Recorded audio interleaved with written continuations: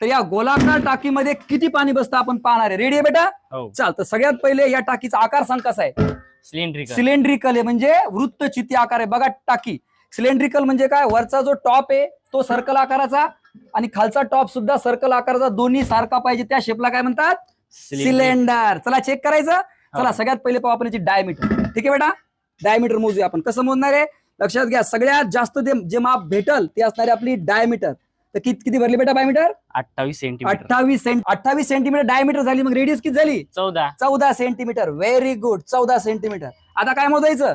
Height. Height कशी मोजू, अशी का? नाही कशी मोजू? उभी. Very good. आडवी करून चालेल का? हो. चला आतून मोज तुम्ही. सांग बेटा किती भरली, नीट बघ. 35 म्हणजे 35 सेंटीमीटर भरली आपली हाईट. आता काढूया आपण सूत्रानुसार. तर आपला फॉर्म्युला काय, पाय आर स्क्वेअर एच. चला कॅल्क्युलेशन करून दाखवतो. तर पहा, आपण रेडियस म्हणजे त्रिज्या घेतली 14 सेंटीमीटर, पाण्याची टाकीची उंची घेतली आपण 35 सेंटीमीटर, पायची किंमत घ्यायची 22/7. हे तुम्ही लहानपणापासून शिकले. ठीक आहे, बघा घनफळाचा फॉर्म्युला टाकला, किमती टाकल्या, 7 न 14 भागितलं 2 आले, 22 गुणिले 2 गुणिले 14 गुणिले 35, याचा सगळ्याचा गुणाकार म्हणजे आपला आलं घनफळ 21,560 सेंटीमीटरचा क्यूब. समजलं बेटा? आता ही झाली कॅपॅसिटी. तर आपण हे थोडंसं युनिट कन्व्हर्सेशन पाहून घेऊ. हे घनफळ झालं, पण ऍक्च्युअल कॅपॅसिटी कशी पाहिजे लक्षात घ्या. 1 सेंटीमीटर क्यूब जर आलं तर 1 मिली पाणी बसतं. ठीक आहे, 1000 सेंटीमीटर क्यूब झालं तर 1000 मिली म्हणजेच 1 लिटर. ठीक आहे, 1000 क्यूब सेंटीमीटर जर झालं तर पाणी किती बसणार? 1 लिटर. तर 1 मीटर क्यूब मध्ये किती बसणार?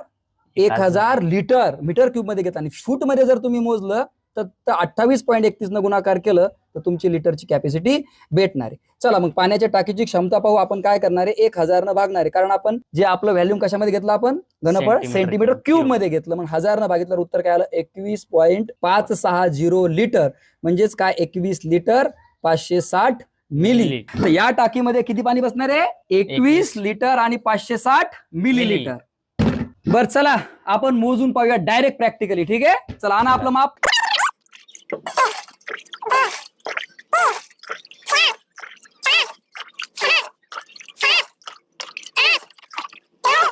आणि हे शेवटचं आपलं 560.